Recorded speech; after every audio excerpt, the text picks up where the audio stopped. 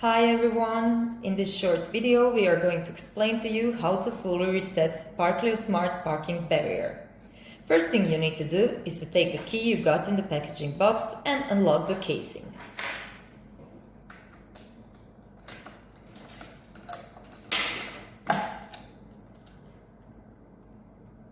Open the casing and attach cables connecting electronics box and battery box.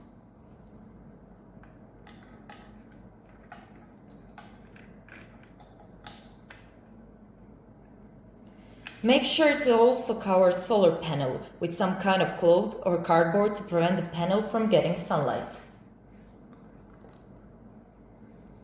Wait approximately 45 seconds and then connect the cables again.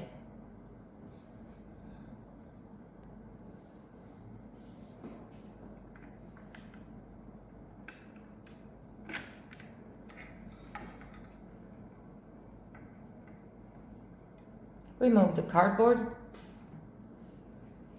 The light on the reset button should turn green, which means your smart barrier is now fully reset and ready to use.